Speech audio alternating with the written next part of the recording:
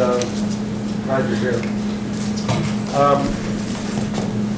I know there's a lot of concern about all the stuff going around, and I know a lot of you missed your New Year. We're sorry about that. But I think you got an email.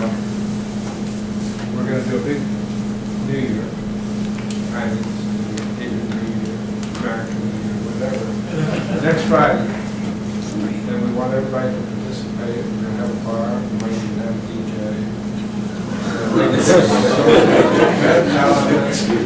And everybody who wants to get involved should coordinate with Alice Lee and all of us. And then we have a party.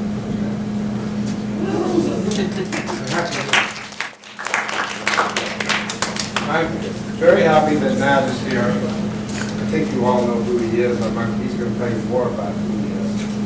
But it's really a great pleasure to have a curator of his distinction, of his experience, who came up the hard way, as most of you have to. We were just talking about how you can be an assistant to somebody, and then you're an assistant to another person. And finally you get an assistant. And that's really what life is about. So you're always an assistant to the person who used to be an assistant. So that's the way I said it. Thank you. It's a cheery message to... It's a cheery message. I'm still working on the Aaron Sisker Foundation stuff, and he's dead. So he was an assistant. That has extensive background, and he's going to go over that in media, 70s, the beginning of performative installation, moving image, animation, photography, and mixed media, all kinds of things that we're concerned with. For those of you who don't know, he has also been a curator, more distinguished than Guggenheim, of the thesis show here in the past. And we are very lucky that he has agreed to do it again. So all of you who are thesis students will be meeting with him Thursday to go over his procedures, protocols, etc. I mean, so with no further ado,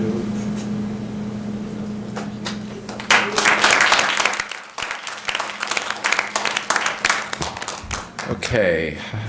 Yes, you can hear me. So thank you so much for having me. I was going to sit, but I think that won't work with the mic.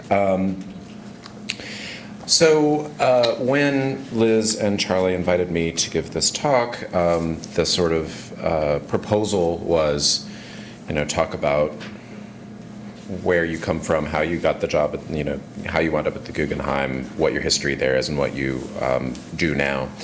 And I realized that if I tried to cover all of that in one talk, you guys would be here for probably like 4 or 5 hours. As it is, I'm a little worried that this might run long, so I'm going to cut myself off at a certain point, or else Liz is going to cut me off. In short, I started at this fine institution, started working there in 2001, and so it's been nearly 20 years that I've been at the Guggenheim in a variety of roles, starting as a part-time project research assistant. Talk about being like the assistant to the assistant to the assistant. And my title now is Curator of Performance and Media, and I'm the first person to have that title at the museum. So mine is a story of like institutional monogamy and sticking with one place for a long time, and slowly but surely working up through the ranks and having, therefore, a huge amount of different kinds of experiences within the museum. I'm sure you've all been here, but one of the things that's amazing about working at the Guggenheim, it's both what I would say is the greatest strength, but also the greatest weakness of the museum, is its sort of idiosyncrasies. And that starts with the building in a lot of ways, because this building, built by Frank Lloyd Wright and opened in 1959, is beautiful, it's spectacular, but it's also, renowned for being difficult to show art in. It was conceived as a museum that was designed for easel paintings that would lean on the walls around the ramps. Certainly if you're someone working with video or sound or performance or time-based work, it poses a lot of problems. This is one reason why we have the building that Charlie pointed out, what we call the Tower Galleries, which is this rectangular building, extensions of the museum on the side, which I'm sure you've all been in, which has actual rectilinear spaces that you can build walls in and make enclosed rooms. You'll see pictures of all of these spaces as I talk through things. But the other aspect of the idiosyncrasies of the museum is that it started very small as a private collection museum and has slowly, organically built up to be the sort of global powerhouse that it is. So unlike the museums we would consider our peers, the Museum of Modern Art or the Metropolitan Museum of Art, those are vast organizations that have a very hierarchical system of structure internally that have far more objects and far more staff than the Guggenheim does. The Guggenheim as a whole only has about 20 people in the curatorial department, and we all regularly sit down together as one group and work together and conceive things together. And I know, every person basically in every department in the museum because there's really only 200 people that work at the museum altogether. And so that allows for a lot of opportunities and also means that there are sometimes some funny blind spots and gaps in what the museum does, some of which will become clear as I talk through things. So just to really quickly show you, I don't know why this went out of full screen, or is this still technically full screen? Oh, there we go. So just a few of the projects to give you a really quick overview. The first full exhibition that I worked on was the Matthew Barney Show in 2003. And that was, as I said, as a project research assistant.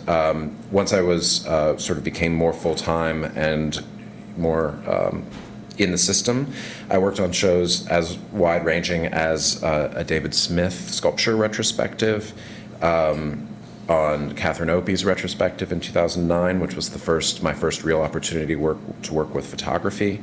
Although I studied photography in graduate school and came with that background, this was 8 years after I'd been working at the museum before I actually started engaging with material that was within my field. I co-curated our James Turrell exhibition, massive project in the Rotunda, and co-curated our Fischli Weiss retrospective in 2016. So you can just see from the sort of how differently these shows look, the wide variety of projects that someone at the Guggenheim can wind up working on. But what I thought I would do for this talk to sort of get it a little more honed is to look at three interlocking and complementary aspects of my job as the curator of performance and media. And those are the performance programming that we do, collection building, and exhibitions. And so I have multiple sort of details and projects within each of these areas of the talk that I'll go into, hopefully at a good steady clip to keep you guys interested. And hopefully afterwards we'll still have time for questions about all of these different things. So the Guggenheim has engaged performance art for almost as long as it's been around in the Frank Lloyd Wright building. Well, the first big performance that we did was 10 years after the museum opened in 1969, which was by the artist Meredith Monk. And these are three pictures of that piece here. But I said earlier about the idiosyncrasies of the museum, because there was no one in charge of performance, there was no real mission around performance. Performance became it was sort of limited to one-offs and a thing here, a thing there, with no real connection or thread or goals aligned with that. So while we had amazing things like Meredith Monk's performance or the Dance Theater of Harlem's debut performance in 1971, then you might have 10 years where there's nothing, and then you'll have another random thing until you get up to 2005 when Marina Abramovich takes over the Rotunda to do a week of performances as a standalone project. Or you have projects organized around exhibitions, such as this Cloudgate Dance Theater piece that was done during Sai-Kuo Chang's show, or a Matthew Ritchie opera piece that was done during a show celebrating our 50th anniversary in 2009 to 2010. And even now, performance and live art at the museum can be organized by education or public programs department, such as these two pieces, by our marketing and special events departments. We have performances at our sort of fundraiser parties, or that come in through corporate sponsors, like when Solange played the Rotunda 3 years ago. I can't believe it's been 3 years now. Or through a program that we have called Works in Process that brings ballet and opera and other performing arts into the museum, as well as through the curatorial department. And these are two performances that I organized around a show in 2015 that we had from the collection. And we do actively try to collect performance work when artists choose to sell it as an art object as opposed to a temporary event. So when, in 2015, right after this show, I was named the Curator of Performance and Media, part of the mission of doing that was for me to try to unify and codify all of these different threads together. And actually, I had just came from here from a meeting where we get all of the different departments together regularly to talk about what they're working on and try to make sure that we're all communicating about various performance projects and what we want to do and how we might be able to help each other to create live art, because we all believe that live art is an integral part of museums' programs. But because of this multifaceted program and sort of my job is trying to unify things across all of these different lines, I still get to work on projects that come from many different constituencies and work with many different audiences through various funding sources. And so what I thought I would do is just take you through a handful of these before getting into some more specifically photographic work. So in 2018, I co-curated a project by the artist Sean Leonardo called Primitive Games, which was part of our so-called social practice initiative, which seeks to find experimental ways to engage communities that are outside of conventional art audiences. Leonardo is known for a performance-based practice which uses movement and sport to investigate issues around masculinity, race, and collective identity. And for this project, he was thinking, this was, again, started in the spring of 2017 into the summer. So this is, right after the inauguration and the beginning of our current era of divisive political public debate in the U.S. And Sean wanted to try to find some ways to bring people together in a way that might help heal some of that, some of those damaging tendencies. So his project unfolded in two phases. The first was a series of private workshops, and the second was a public performance. And you're looking here at pictures of the private workshops, which engaged 4 different communities who each were chosen for their unique relationship around a single social issue, which in this case was the issue of gun violence. So performers and participants in the project were drawn from the NYPD, from a group of military veterans, a group of recreational users of guns, so hunters and firing range aficionados, and a group of people who have been impacted by gun violence, either incarcerated or in other ways victimized by the systems around gun violence. The workshops that Sean led provided training strategies for members of these communities to process and literally embody their own personal experiences and their traumas and their differences of opinion entirely through movement without speech, building up a set of choreographies that became a toolkit for the culminating performance of the piece, for which he used as a model a Renaissance-era Italian sport called calcio storico, which uniquely involves 4 teams rather than 2, so it's already getting away from the idea of binary opposition that we're also caught up in. He basically took that as a model. It's like an extreme sport, but he took that as a model of how to use 4 different groups and bring them together to stage a public debate through movement without words and hopefully come to some place of reconciliation or healing.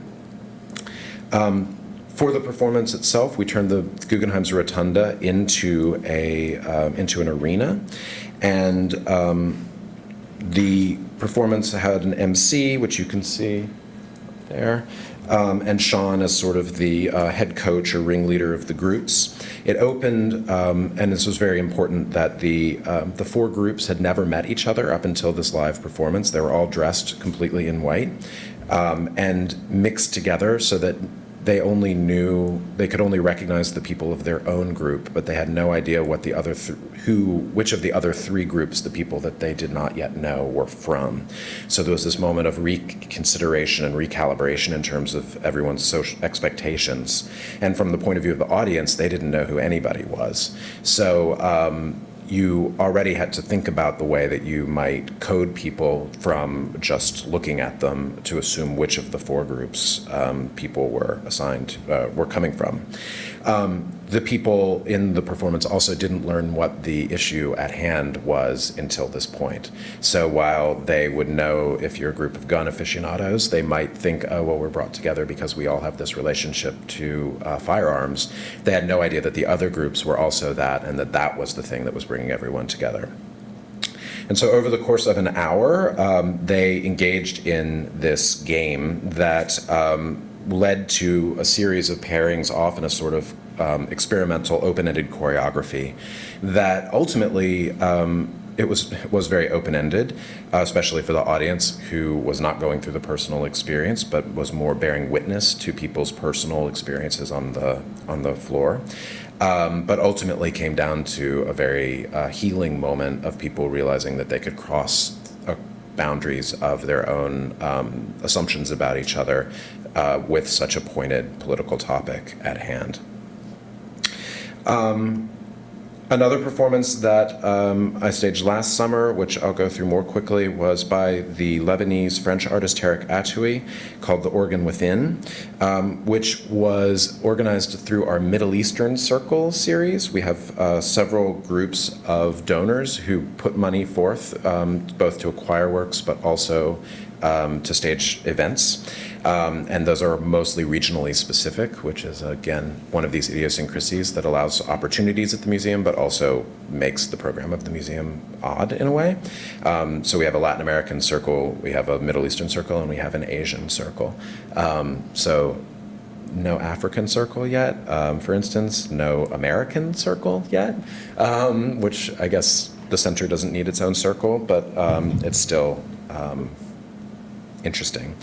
But as a platform for opportunities, it let us bring this piece called The Organ Within, which was on view for 7 weeks at Cora Manzuto Gallery on the Upper East Side into the Guggenheim's Rotunda. This is a piece that Tarek, the artist, created as part of an ongoing series of sculptures that double as musical instruments and are ways to think about the body and think about improvisation and sonic experiences. Each of these units that you see in the picture is based on a pipe organ from traditional pipe organs in Europe, but has been recalibrated to become a box with various levers and drum heads and sensors and openings that you can play to change the resonance of each of the chambers. And this thing that you see here is a giant lung that has a blower in the corner that fills it with air, and then air distributes to all of these different objects that can be opened and closed to create a sort of improvisational sonic environment. So we brought this to the Rotunda, and over the course of the gallery exhibition, Tarek had invited a series of experimental musicians here in New York to come and have a week-long residencies to learn how to play this piece and to compose new works. And we brought them all together in front of an audience in the Rotunda of the museum, again, using the spectacular nature of the space to create a forum for this sort of larger scale experience. So those are just some pictures from that. The last performance that I'll tell you about before moving on to the next thing was one that we did last November called Pia Camille. This is through our Latin American circle.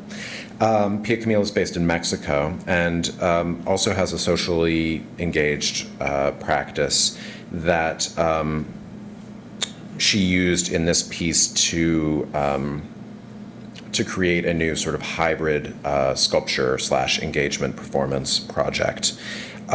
This was organized also in celebration in part of the Guggenheim's 60th anniversary as the building, so it was thinking about the architecture. And the piece was called Here Comes the Sun, titled not after the Beatles song, but after Nina Simone's cover of the Beatles song, which you see the album cover for here. She was thinking a lot about Nina Simone's activism and the way that she reinterpreted this sort of canonical song when she made this album, as well as thinking about the actual album cover. The project was built around a process of exchange where we used the funds we had for the performance to focus on a local, largely Latinx community in East Harlem near the Guggenheim, as well as in Corona, Queens, near the Queens Museum, where Pia has a show, I think, that might actually still be up, or else it just closed. And the museum worked with community organizers to enlist participants, each of whom was donated a T-shirt to the project that they felt somehow represented their identity, so through the logo, but always in white, yellow, orange, or red. And in return, we offered them a set of free family passes to the museum plus Metro cards to support their transportation back and forth so that they could bring a family of 4 multiple times to the Guggenheim and try to feel like it was more of their space than they might otherwise. The gathered shirts, which you see a number of here, there were over 200 in all, were then sent to the artist's studio in Mexico City, where Pia and a team of local seamstresses sewed them together to form a large-scale fabric sculpture, which then came back to the museum and was unfurled in a performance that we staged, with inviting all of the participants back into the museum to actually collectively wear the T-shirt sculpture, while a children's choir that came in through one of the local elementary schools through the sort of process of community outreach. You can see them all lined up there.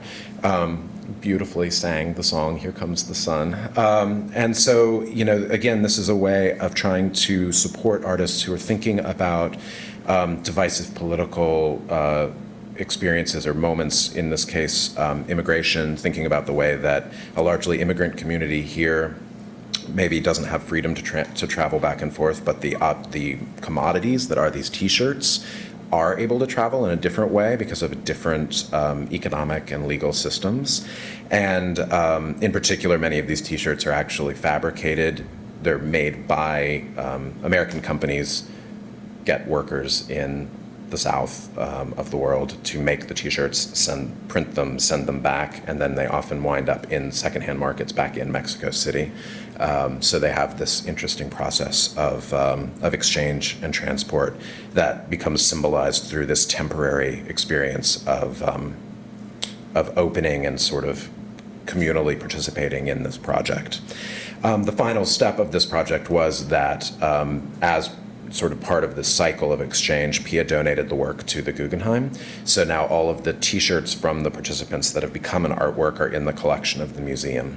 And it could be and will be unfurled and displayed again in another way.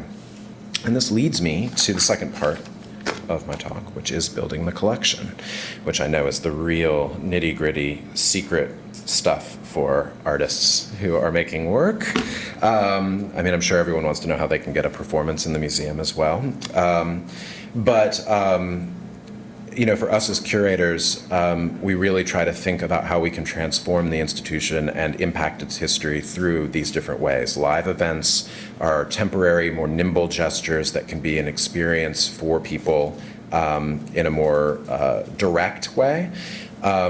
Collection building is something that we can do more behind the scenes, that on one hand is the most direct way to actually get financial support into the hands of artists and to transform their lives, but also as a way of rewriting art history. And we are not necessarily we're not the sole keepers of art history, but what we choose to acquire and what we choose to, the story that we choose to tell as a museum is of fundamental importance to us as art historians and as custodians of this institution.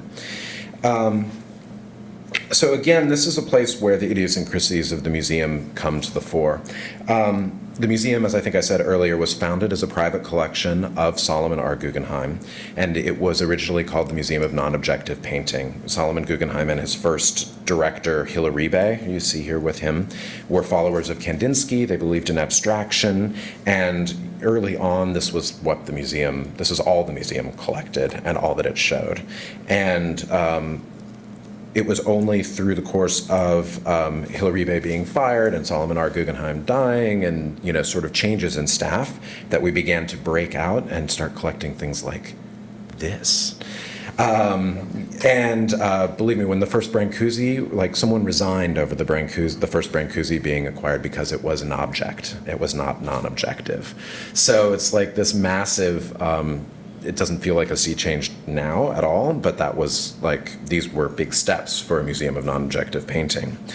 The museum over time has opened up to a wider range of artistic production, but there's still this core focus on European modernism.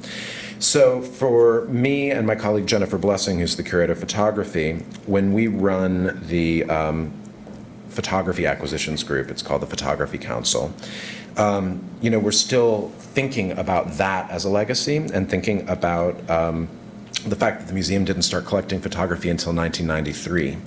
So the Guggenheim was not in any way beholden in terms of a photography collection to modernist photography.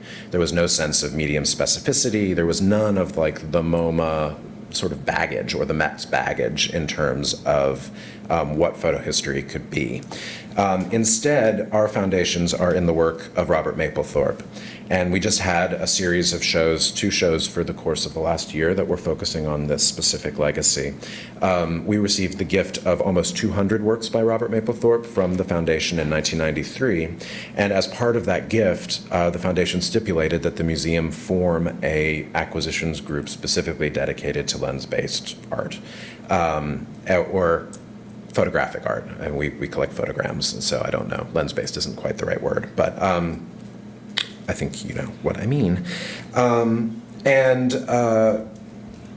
As we've moved forward with that, the goal has been to think about how we can form a strategy that plays off of the museum's larger collecting goals, while also using this as an opportunity, our agenda with the Photography Council as an agenda for transforming the museum's identity, as I was saying before. So the pinnacles of what we do with this group is first to think about photography not through, as I said before, the legacies of modernism, but the way that most contemporary artists think of photography now, though maybe you guys can tell me if I'm wrong about this, which is as a way of getting at certain ideas, not necessarily as it's one medium among many that you can use to get at a particular set of aesthetic problems or conceptual ideas.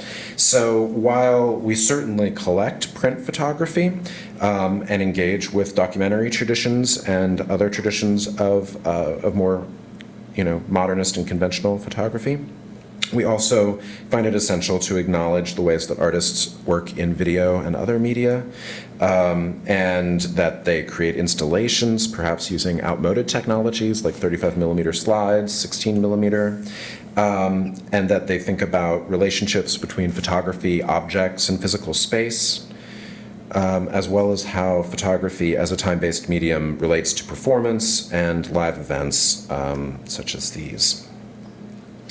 And so within that purview, there are four categories here that are all responding to the tenets of the Guggenheim's mission overall, which we interpret around photographic practice. So the Guggenheim collects art of our time, which for us is really looking at the conceptual turn in photography from the late 60s to present.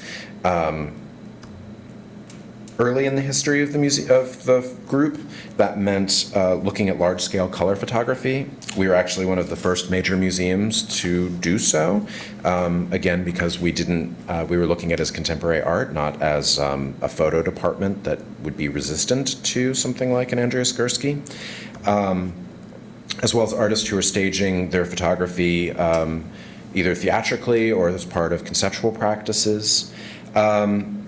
But we're really spent a lot of our time looking to track the new generations of artists who are at the forefront of artistic practice using photography now, while also reaching back to flesh out the foundational narratives of how contemporary photography functions, starting in the early 70s, but with an eye to the legacies of documentary photography and the pictures generation. We also have a focus on abstract art, which grows out of the museum's origins as a repository of abstract painting. Thinking about people who are engaging with legacies of modernist abstraction, but then also people who are really looking at conceptual practice more broadly, including digital practices. Much of our work thinking about Mapplethorpe is still based around issues of portraiture and other identity-based artwork that you see here. Also, like the rest of the Guggenheim, the Photo Council strives to look beyond American borders and to address a more expansive international view of art making. Because of all the different affinity groups that I was talking about before, that means that we often look to parts of the world that are not necessarily being addressed by those other groups. So specifically Japan, Eastern Europe, Sub-Saharan Africa. We recently acquired a group of works by the artist Gauri Gill, who's based in India.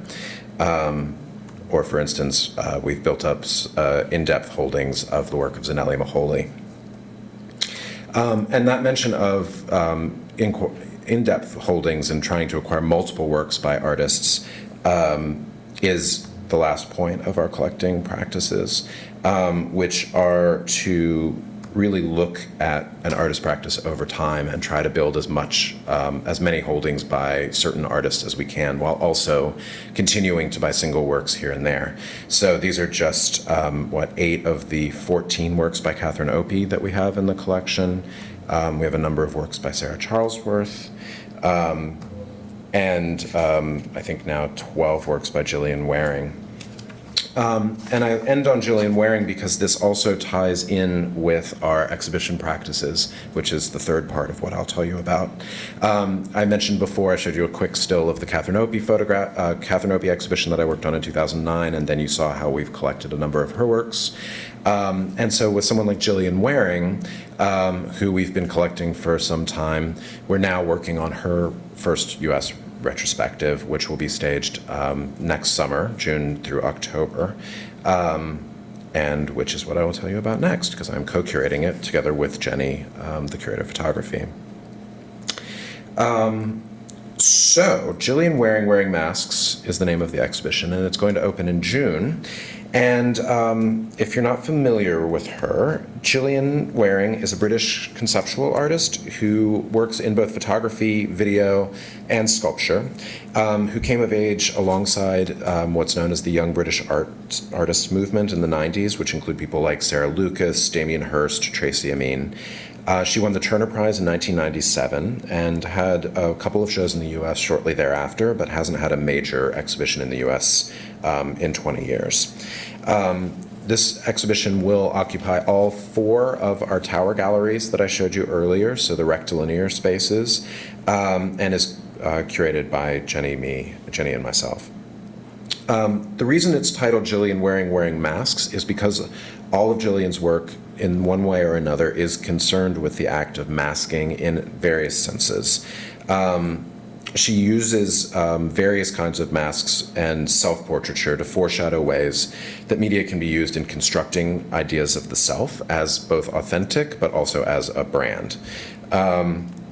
in her early work, she really explored boundaries between self and society.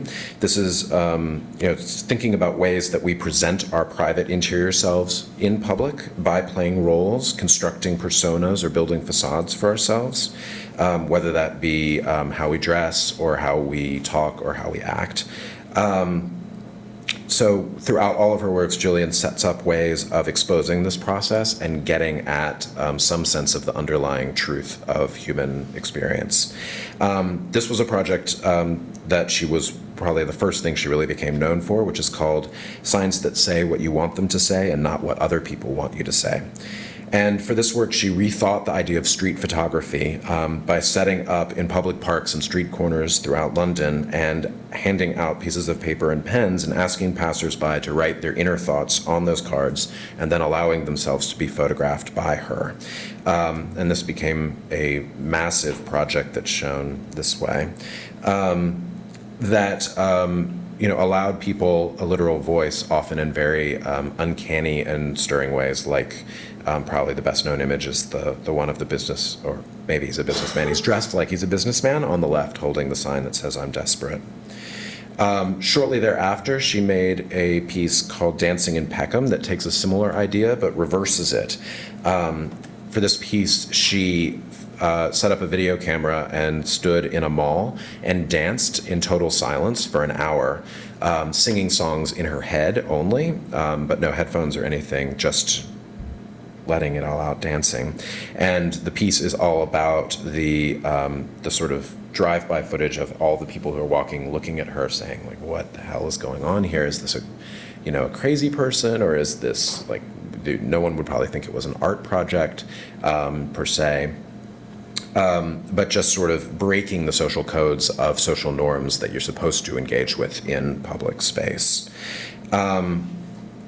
Another work that explored similar ideas was the piece she won the Turner Prize for, which is called 60 Minutes Silence, in which she recruited a group of London police to stage a living photograph, posing in front of the camera for 1 hour in uniform in total silence. So the silence is sort of Cagean in the sense that it actually is the sound of the police officers getting increasingly uncomfortable and shifting from the point of view of sort of keeping up their facade of their public persona, and as they get uncomfortable, becoming a little more fractured and showing off little glimpses of who they might be behind the facade of this very loaded public presentation of being a policeman in uniform. In Confess All on Video, Don't Worry, You Will Be in Disguise, Intrigued, Call Gillian. She again took up these ideas by gathering a group of participants by putting out a classified ad asking people to confess some dark secret about their lives. She gave each player a mask and then videotaped them. It's never clear from the piece whether the stories that they tell are real or not, but the sense of empathy that comes through of this sort of confessional, the empathy and discomfort that comes through of this sort of confessional moment runs through this work and the rest. These works are this work is importantly actually displayed in a confessional booth, so only one or two people can see it at a time, and they have to get in these little enclosed spaces, which sort of magnifies the intensity of the work. Leading out of these projects, thinking about the individual and society, in the early 2000s, Gillian started thinking about family and continuing to work with herself, and more literally working with masks from that. I mean, the confessional booth piece is very literally with masks, but this is a new sort of taking the mask to a new level, with a project called Family Album, in which she restaged family photographs of herself as a child and her family members, but she herself played each of the family members and worked with professional cinema and theater mask makers to recreate masks, make masks that recreated the original images.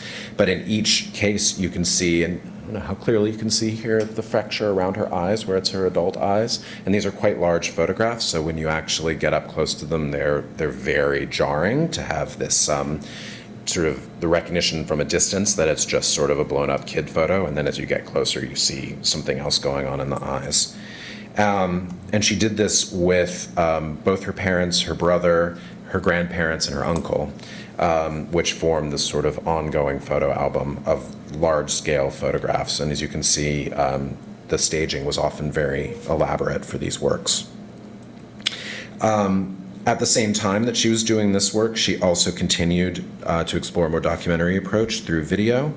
One work is called 2 into 1, where she videotaped a mother and her children talking, how best to frame it? She filmed them both talking about each other in isolation. So there was one interview with the mother talking about the kids and another interview with the two kids talking about their mother. And she had them lip sync their interviews with each other so that you hear the voice of the mother and the children are speaking her words, talking about themselves, and not always saying very complimentary things, especially with these like 10-year-old boys talking about how stupid their mother was or something, and then having the mother speak those words back. She also began working with actors. This is a piece called Sasha and Mom, where she's thinking about acting as a facade and how we all are acting all the time, and how you can use video and photography as a way to expose that process. And going out of that, she started to think about her what she calls her spiritual family of photographic progenitors, creating a new series of albums that restaged self-portraits or portraits of artists who have been very important to her, starting with Diane Arbus on the left, but also including Robert Mapplethorpe.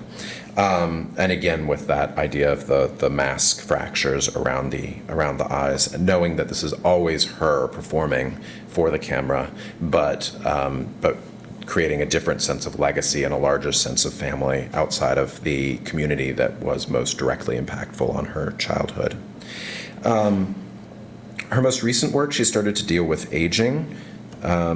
This is a wallpaper that she made called Rock and Roll 70, in which she used digital means to age herself to 70 in many different versions, and creates this sort of immersive wallpaper environment around that. So while she is not literally wearing masks in these works, she is wearing the mask of digital interfaces in Photoshop, which is sort of taking it in another direction, which actually I have a video to show you by her if we have time. I think we have time. Which really gets at this idea and is sort of the most compelling pitch for her and for the exhibition. This is her most recent video work. It's called Wearing Jillian, and it's literally an ad for herself. She made this piece in collaboration with an ad agency called Whedon and Kennedy, who has clients like Nike, I think. And as you'll see in this, she explains it quite well in the piece, but she solicited actors to portray her, but then used an AI-driven sort of digital interface to insert her own face on top of all of the actors, really getting at the way that digital information and digital imaging transforms the way that we see ourselves, but also the way that we present ourselves to the world. The piece also doubles as a sort of manifesto for her practice, where she talks a lot about where she's coming from in all of her work, which is a wonderful thing. So I don't think this Vimeo link will work. Let me see if I can do this. I'm like super inept at Macs. A sign of an office worker, peon. Will this have sound? Should it?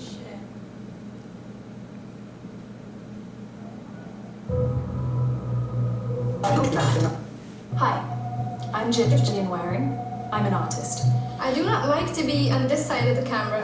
I'd much rather be the other side of the camera. Watching me being me alienates me from me.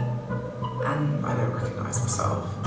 That's why I placed an advert online looking for people who want to be me in this film. Here are the performers selected in the casting to be me. They will be wearing an AI digital mask of my face. I'm wearing one now. If you look, you might see it disappear and reappear as I speak. One of my hopes is that the performers will be able to be a more convincing me than me.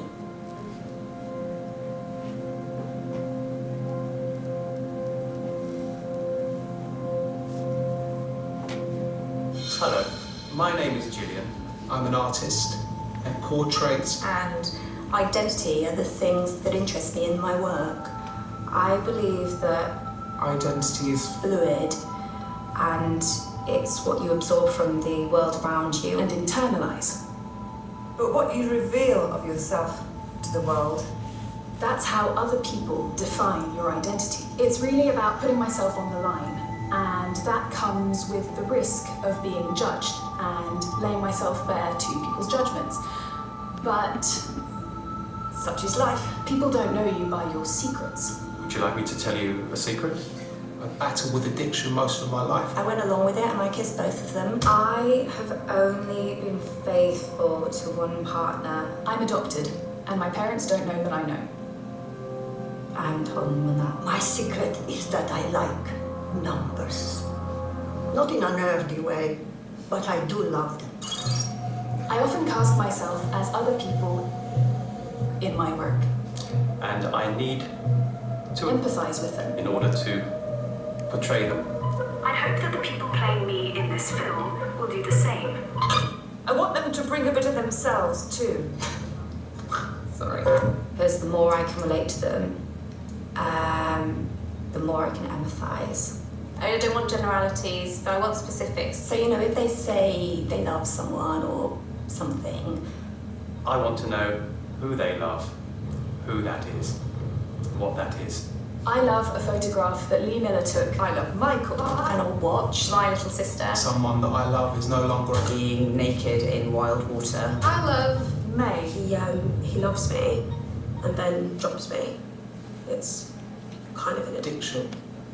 A lot of my film work means eliciting deep feelings. Because I'm not done. So for actors, that means tapping into what's underneath themselves. That can be sometimes through emotional recall or an old memory. It just made me so. What makes you angry? What makes me angry? It frustrates me when you can see somebody that is crying out for help. I don't feel the need to do that. I don't do that. I've not ever been that sort of person that would. we all wear masks. We're all actors. When you leave your front In door, the morning, you're putting on a performance for the world. And I imagine that if you're watching this in a public place, you're putting on a performance now. Maybe you feel that you are not entirely yourself. Maybe you are Like a fraud. Artificial. Inauthentic. Unable to act how you want to act for fear of violating social norms. And you know, I get that. but do you feel you know me a bit now? Do you feel like you've gained something from this? And what if I told you that This is probably not super authentic either. I mean, this is scripted. I've scripted this. very aware that I'm in a film studio and people do you think or believe you know what a true self is? What is a true self anyway? honestly, If there's one thing that is 100% true, and that is I like dancing. wildly and uninhibited.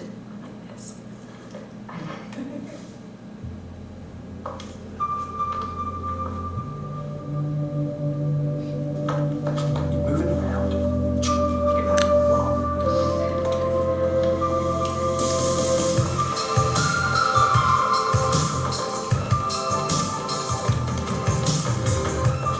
I'm Gillian Waring. I'm Gillian Waring. I'm Gillian Waring. I'm Gillian Waring. I'm Gillian Waring. I'm Gillian. Gillian Waring. I'm Julie. I'm Gillian Waring. All right. So I'll just end there. Like an end is the last thing to say is that we have acquired that work also, so that's part of our collecting practices. I was going to tell you about a whole other exhibition that I'm also working on for next year, but it's too late for that, and that is fine. But suffice it to say that this is just a small bit of the various projects that I have unfurling at the museum. And I would love to take any questions that you guys might have about this or anything that I didn't talk about. Or you're like, have nothing. You gotta lay it on me. Very obvious one, I guess, that someone in your position is so busy with work.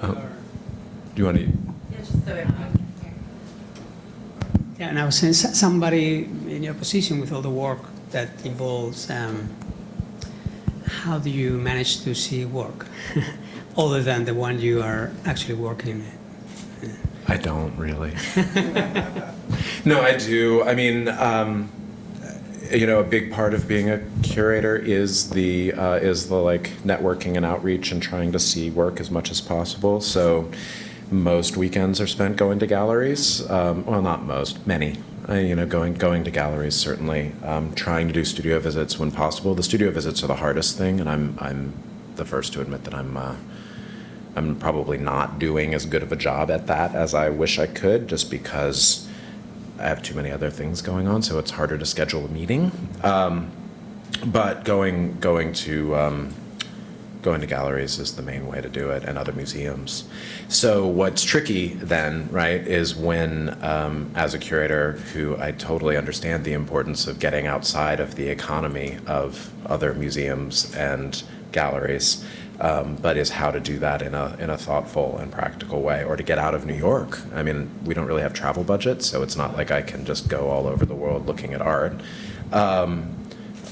And of course, there's art fair. There's all the typical things that one does, but really trying to break free from some of those models is the hardest part, and it winds up being really idiosyncratic. So it's just, you meet somebody, it happens to work out, you do MFA thesis shows as a guest curator. I mean, these are ways that at different levels of careers, different people at different points, that you can find out about things and try to get a sense of what's going on. But it's hard. That's hard work, because you can never do enough. Yes. You can never see enough. So you had a question too. Yes, I always want to know how museum collect and storage video work after the exhibition. So that would be a whole separate 45-minute part of a presentation, which I should totally do, or actually I should get my colleagues in the conservation department to do, or the people who are really focused on collecting. We have a lot of servers, and when we buy a video work, so like for instance, having just acquired this work by Jillian, there's an extensive interview process with the artist that goes through, that we go through to determine what like the deliverables would be that you have to receive when you acquire work. But usually that involves uncompressed masters and camera originals and like exhibition copies and sort of a set of files for video that's produced digitally. If it's film, then it's internegatives and it's prints and color matching. It's different for every possible grain of medium. But we go through an extensive process of getting all of that material, have extensive interviews about installation requirements and what the flexibility for an artwork might be, always under the assumption that the artist could be hit by a truck the next day and might be gone. So you're like asking tough questions that people often haven't thought about. So it's a slow process of asking people to think about how they would have someone else stage their work in every possible scenario. Not just can it be shown on a monitor versus is it projected? It's like, how big? Does it have to be light locked? Does it have to have carpet? Does it have to have, and that's just for the most simple video piece, all those sorts of questions. And then all of that stuff gets backed up on servers and kept in multiple redundant copies, and codecs get upgraded every 2 or 3 years, and it just goes on forever like that. Does that answer? It's a lot, probably. They take all the raw footage on the video file? If they can, yeah. If an artist has it, a lot of times artists don't have it or won't, they don't keep that necessarily, but they do go back to, and I'm sorry because this is where I'm not a maker or a conservator, but they'll go back to getting like the editing suite scripts and all of that sort of stuff, going back to that level. Yeah. Yeah, because the assumption being that all of the software will change, and the platforms will disappear, and so like MP4s won't exist in 20 years necessarily, or whatever, and so you have to like go all the way back to the source and be able to set things up so that you can emulate the technology in the future. So, we were an early museum to collect net art and website art. We have an amazing, important web piece by Shuli Chang about Brandon Tina that was made in 1999, and it's like, it runs on JavaScript and stuff. I mean, it's like, it was a lot of work to get it to be functional again. And even then it had all of these live web chat interfaces that are just dead, So it's a lot of philosophical questioning about what is the artwork? When does the artwork become a relic of itself? When does it become need to be frozen? Does it die, or does it stay forever? It's not. I guess people who are dealing with paintings think about this stuff too, but in a different way.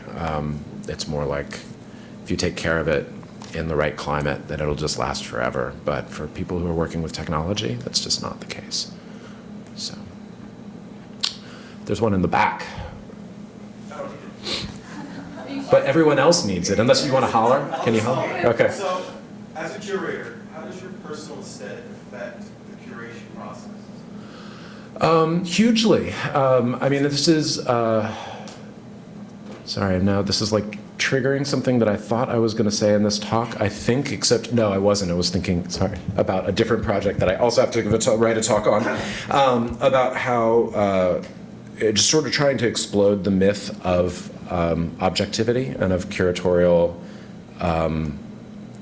like that the idea that there's neutrality or that there's everything is always biased by personal experience. I mean, in a way this is obvious, but I feel like museums have set themselves up over the years to be taken as the truth and taken as the end-all, be-all, or the paragons of judgment and objective history. And there are many, many ways in which that is fracturing, but one of them on a daily practice of being a curator is just that I have a realm of experience that is my experience, and having worked with a number of people and knowing things, but I can't, I'm not like an authority on everything. And so it always comes down to whatever unique set of experiences that I've had. And that includes things like taste. I mean, it's actually more than anywhere that includes taste, because who's to say, I mean, how do you judge quality, really? I think there can be some pretty... There's some cases that are more obvious than others where you can talk about quality, but really when you really get down to it, it's like, do I respond to something? Do I think that other people are going to respond to something? Does it feel like it's part of a discourse? Does it feel like it's redundant with other artists' work that I know? And hopefully I see enough art to be able to make that call. But we all know that plenty of redundant... I don't know which kind of art can I most safely demean in this room. Abstract painting? Yeah. So we all know that there's plenty of redundant abstract painting in the world. So, it's like, there's just, it's all just me. And I think that any curator who claims otherwise has power issues maybe, or is not being truthful. Yeah. In the front, Mike. I'm just very curious, a lot of artists, they work on very different kind of media, like video, sculpture, and photography. And when you are curate a show, what medium you think each medium you would choose some, or how do you structure when the artists have a lot of work? Yeah, I guess shows and projects in general, they can come from sort of two directions. And I mean, the other project that I was going to talk to you about that I won't get into was a group show. So it's a different, there's different things of whether it's multi-artist or a single artist work. But in either case, for me, it's really about the conceptual background. And so an artist like Gillian Waring or like Peter Fischley, David Weiss, might work in many different mediums, and but it's really about like the unifying ideas behind all of their work and whether those unifying ideas make sense and feel clear. When you're doing a group show, that comes out even more because you have to pick up a theme of some kind, whether it's an aesthetic theme or a historical theme or a moment that you're looking at that might hit a number of different mediums. So one thing I love about my title and my job is that, I mean, as curator of performance and media, it's like the only thing I haven't curated is painting. So this is, again, why I can talk bad about painting. But because the artists who I work with work in all kinds of mediums, and it's open-ended enough. And the Guggenheim is a place where that's okay to have that open-ended nature. I don't have to be a curator of drawings and just think about drawings only all the time. I'm grateful for that. Does that answer your question, more or less? Yeah, okay. Did you have another one? No. Yeah, I saw you did. How artists show their work? Did they give you a presentation? Or you want all of the Yeah. Or they just sent you a PDF of work samples? Oh, how do they show the work? I thought you asked how did they insure their work, and I was like, well, that's a whole other question. How do they show work? I mean, it's like I said to him earlier. It's more about meeting people, about social networking, about introductions.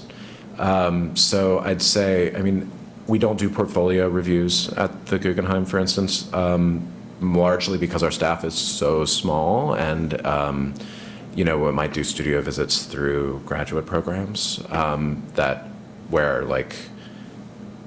SVA or Columbia or Hunter or wherever would invite me to come in and do studio visits, or through residency programs.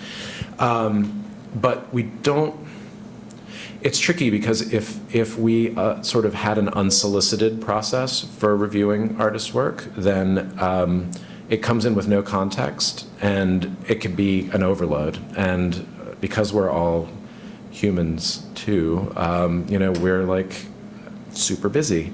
And I think that it's not a fair system. There is no fair system for this, or sort of no equitable system for this, but it winds up being a matter of having an artist pitch, one artist who I know be like, oh, you should really check out this person's work, or an educator who I know, or through one of these systems that are in place, basically. But the cold call, I mean, you never know, but it's not the best way to share one's work. And I do have an insurance question. Because I watched Marcel Barney's Cremaster several years ago, the video. And what if he fell down from climbing the stairs? Sorry, where? I'm sorry, say it again. Because Marcel Barney climbed the stairs from outside. With the Cremaster cycle. Oh. And what if he fell from that? If Matthew himself fell, Yes. I'm sure the production company had some massive insurance thing. I don't know. I wasn't involved in those questions as a project research assistant at that point. But I mean, the museum has insurance. All public spaces have insurance, and the museum has a huge artwork policy for shipping and loans and all of that kind of stuff too. So there's massive insurance clauses. What else? It's fine with me. I'm very curious about, because Guggenheim is a very special structure, and we basically visit the exhibition always from like spiral up. Mhm. So when you create a show, would you like have the idea of like the order, a sequence of how you organize the hour? Yeah, I did not. I chose not to go into all of this for this talk. But you know what I have on this flash drive, and this is going to be really boring for you guys, is the last time I gave a talk here. Oh, this isn't going to work. Does this have PowerPoint? Yeah. All right. We have models. You know, we have like maquettes that have scale replicas of the entire museum, and backwards. And we think through this very, very carefully. Me too. I totally love it, and I did not put any model photos in this particular presentation, so sorry for the false promise there.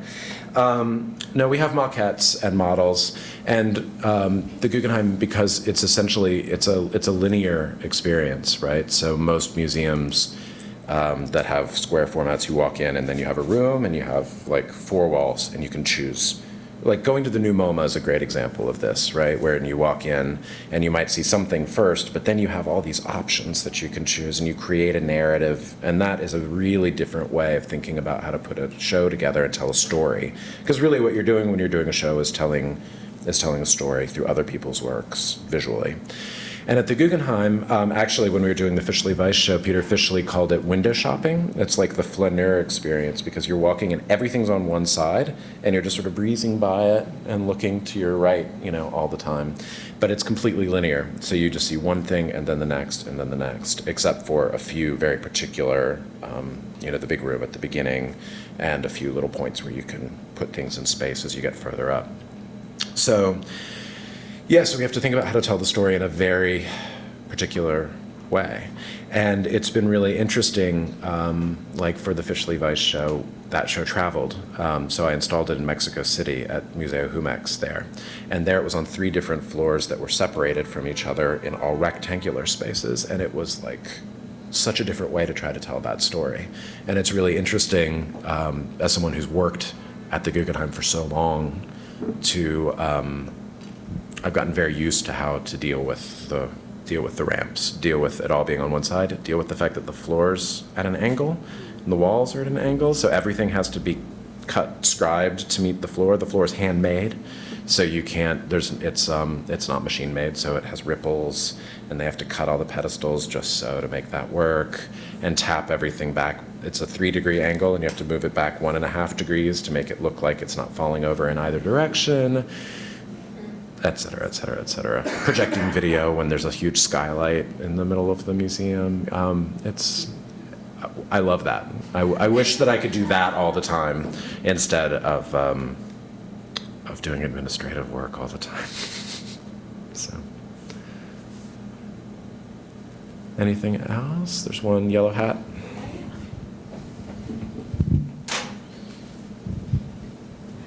I'm wondering, when you create a group show, is that like you're interested in one artist and then you expand the same to a group show, or you have an idea first, then you search for artists particularly for this theme? Every possible way it could come together is how it comes together. I mean, I don't mean to be like sarcastic about it, but it's a little bit like asking, like, as an artist, how do you come up with the idea to make an artwork? You know, is it one thing that leads to every artwork, or it can come from all different directions? So the project that I won't really talk about, but just to give you an example, the other big project that I'm working on for next year comes from a historical place. And so it was thinking about particular issues that were in play in the 1970s and resonances between what was going on in the art world in the 1970s and the political world in the 70s and what's going on now. Thinking about artist protest, thinking about sort of early politicized conceptual art. And once I started thinking about that idea, it was a matter of looking within the collection of the Guggenheim and trying to think about what artists would articulate that idea in as wide a variety of ways. You know, but another show that I would, I mean, I could very easily see there being a show, say, that would be inspired by Max Ernst's collages, and then it would be, like, I've always wanted to do a show about punk collage and their relationship to surrealism. And that could come out of, like, Max Ernst, and then it could be all of these punk collage artists. So it could come from a different direction, you know, or it might be one artist. One of my colleagues is working on a show about Jackson Pollock and the mural painting that he made for Peggy Guggenheim's apartment, which was his first really big painting that's all about lines. And that painting is going to be shown at the Guggenheim. And she was looking at a Richard Serra sculpture in our collection and saying, like, Richard Serra talked about Pollock as being an influence on that work. I don't know if I have a slide of the Richard Serra. Yeah, this Richard Serra on the left. And so it's a show specifically about, like, there's the Pollock, there's the Serra, and then what other artists were thinking about the body and line in sculpture and painting in the 70s, and sort of adding in that way. I did a show once called Found in Translation that was all video works, that was all about people who were reading and crossing cultural boundaries through language. So that was like, there were maybe 3 works that I knew I really wanted to show, but then I added on to those 3 to build out a show that felt as complicated and complementary as I wanted it to. So it can come from all different directions. Thank you. Mm-hmm.